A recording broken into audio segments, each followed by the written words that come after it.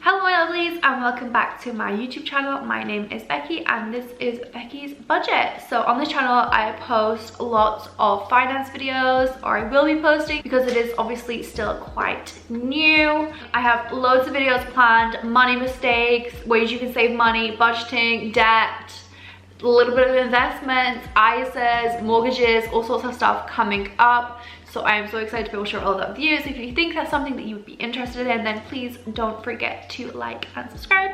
And hopefully I will see you in some of my future videos. So in today's video, I'm going to be talking a little bit about my budget for April. I always find it really interesting when I see other people's videos about like what they spend and their budgets and things like that. So I thought it would be really fun to make one of those. So it is actually currently the 3rd of April, so I'm a couple days in, but I'm going to film this and schedule it now. I think this is going to go live on the 7th. So in the video, I'm going to go through all of my income, expected income, all of my expected outgoings. So because I am self-employed, my income fluctuates a lot every month. So when I am creating my budget at the beginning of the month, I do like to go through all of the money that I'm expecting so that I can make a realistic budget based on what I actually should be paid this month. But things can often really change because sometimes invoices will be paid early, sometimes maybe I won't get so many hours at one of my jobs as I thought, sometimes invoices are paid late, sometimes I'll get more hours. So it is always kind of quite a rough budget for me. That's just kind of the way the cookie crumbles when you are self-employed. So I've made myself a little list over here. I'm going to go through it all with you, and I'm going to tell you about my expected income for April, and then I am going to tell you about my expected outgoings for April. So first up, my kind of most regular or most steady income at the moment is from my nannying job. So I am generally paid at the end of each week, and I am waiting on this week's payment still. So I'm expecting I'll probably be paid around £600-ish for my work as a nanny this month. I will be getting an AdSense payment from my other YouTube channel, which is monetized. Obviously this one isn't monetized yet because it's too new. I don't have the requirements yet, but I will be getting a £70 payment from YouTube AdSense. I really don't make a lot of money on AdSense, but I do think I will get about £70 payment in April from my AdSense revenue.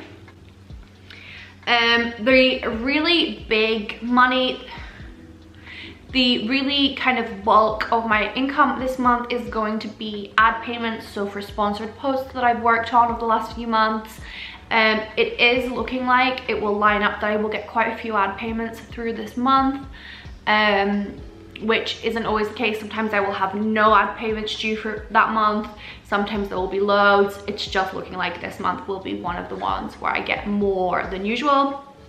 So I am expecting around £950 in payments for sponsored posts. Then my next income will be commission. So from when I'm using affiliate links, I do earn some commission on those orders if you purchase through an affiliate link. Generally it's somewhere in the region of maybe 5 to 7%. Sometimes it can be as high as 10 or 15, but I think typically a lot of the retailers that I work with are more in the 5 to 7% range, but the customer doesn't pay anything more, so it comes out the company's cut. It's kind of like a thank you for referring people to that item. So again, commission varies a lot from month to month, because, and it's really difficult to predict how much it's going to be because items can be returned. Some companies will have 3-month payment windows where you're waiting to see if it's returned or not. Some have as high as like 6 or 7 months, so it's really difficult to know how much I will actually get each month. But I think that I generally get a steady like £200 or £300 a month in commission payments. So I have put into my budget 200 because that is generally the minimum that I get. But it could be higher, and who knows, we will see. I also do a little bit of editing for other YouTubers, so I will edit their videos for them to post to their channels. I didn't do much of that last month, but I am expecting a £35 payment for my work in March. Another thing that I do that makes a little bit of money is if I have things that I'm not using anymore, things that I'm not wearing anymore, things like that, then I will generally sell them to be able to make a little bit of money. But that's something that really, really varies month to month. So I never count that in my budget. I just count that as a bonus if I do make any money that way. So I haven't added that into the budget at all. So overall, that is an expected £1,855. So then that is the money that will kind of come into my account. But I do then have to pay a variety of business expenses.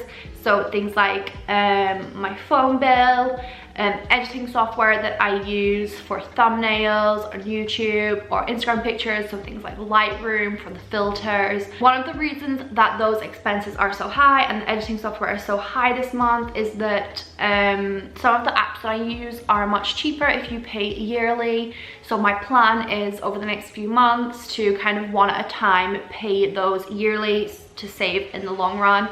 And sometimes there will be unexpected expenses that come up with work. So for instance, last week I forgot my mask when I was going to my nanny job, so I had to go and pick up a new mask on the way, which is obviously a business expense because they were masks to wear for work. So then after all of my business expenses have been paid, I expect that I will have around £1,200 that will be my money. So if you follow me on my other channel or Instagram, I might have mentioned this, you might know this, but basically when my boyfriend and I moved to Manchester, we at the time weren't earning enough money to pass the affordability checks to be able to get this apartment.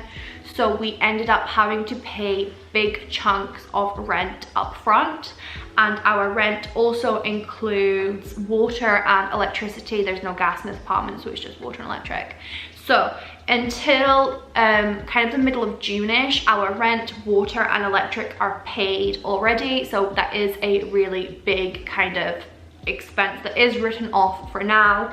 And while I am not paying those, I am going to be making the very most of the fact that I'm not paying those by saving as much as possible. So within April, I won't be paying any rent, water or electric. So the only bills that I will have are, we pay £55 each in council tax and £25 each for our car parking spot. We also paid our car insurance in full last month, so we don't have any car insurance to pay for the year either. And this is crazy. So normally this is where I would be factoring in my debt payments, but I am clear of debt now, apart from my student loans, but I don't make enough money yet to have to be paying any of my student loans back. So I will not be, because I'm not going to be overpaying because I don't make enough money to make a saving, if that makes sense. If you want me to explain in another video a bit more about why I won't be paying off my student loans early, because it is very much like if you don't earn a certain amount of money, you waste money by paying it off. Whereas a lot of people seem to think that they should pay it off as soon as possible to be able to be saving money in the long run, but a lot of the time that doesn't work out beneficially for them.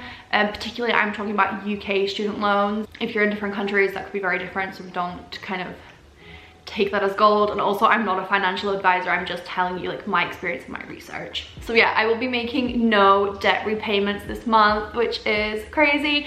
I do have, actually, that is a kind of a bit of a lie, I do use my credit card weekly for things like food and petrol and whatever. And then when I do it in my current account, I put the money to the side in a little like pot called credit card.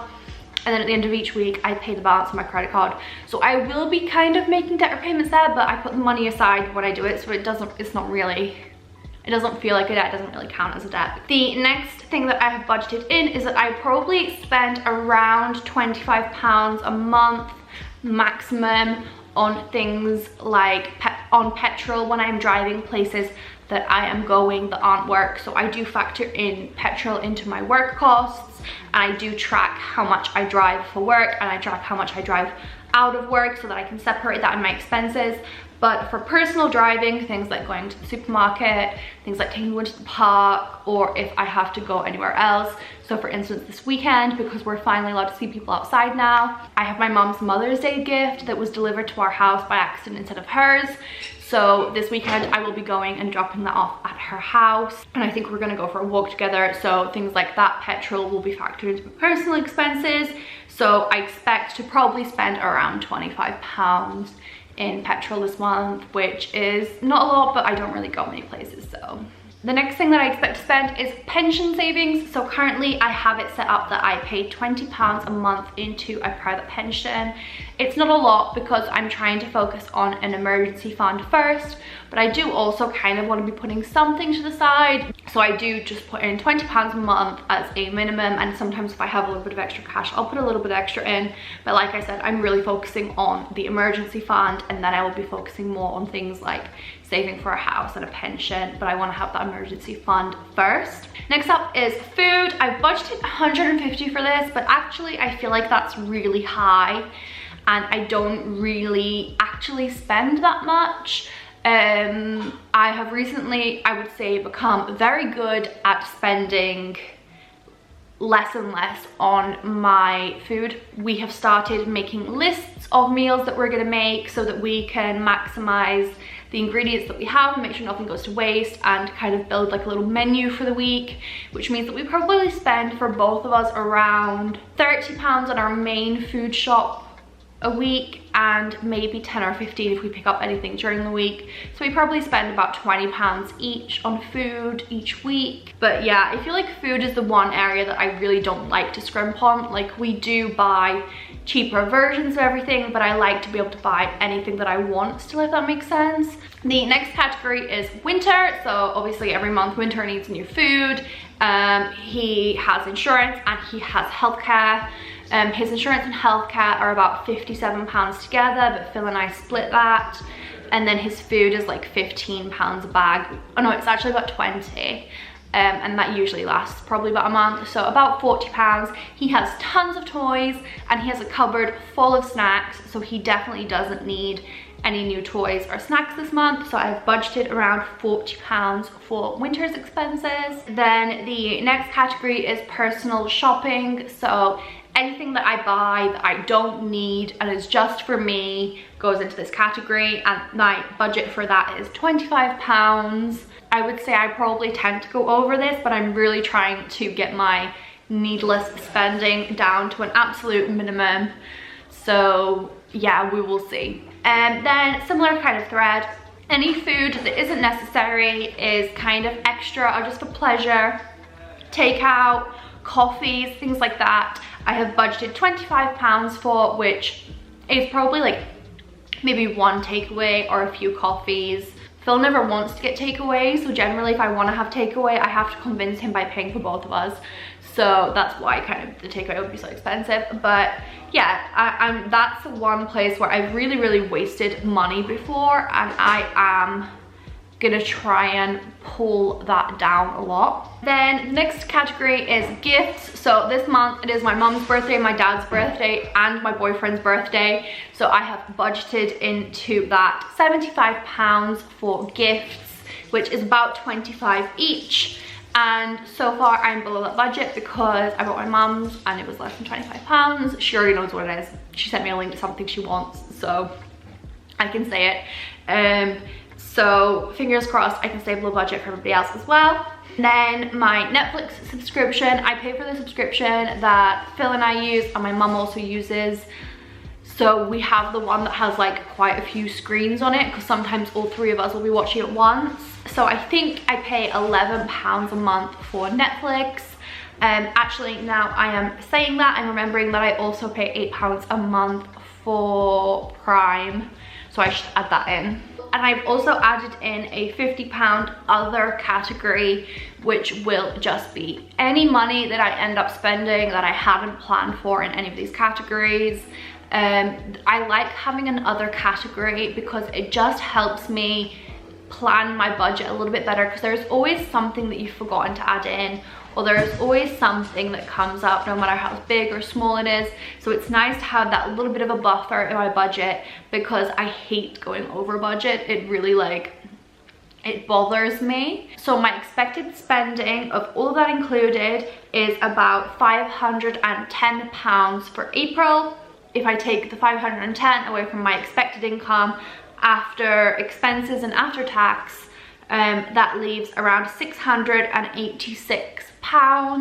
So hopefully that means that if I can stick to my budget and I get paid everything that I'm expecting to be paid this month, I will be able to put £686 into my emergency savings, and I will put a little bit into my house savings as well. Just like the pension, I am trying to put a little bit away each month into the house savings, just so that it feels like I'm making some kind of progress in there. But I am really focusing on the emergency fund at the moment, like I said. But we will see how I feel, because I do really want to have that emergency fund first, and then I can really focus on doing the house savings really quickly. But I am saving for the house in a lifetime ISA, which means that I have a limit of how much I can do a year.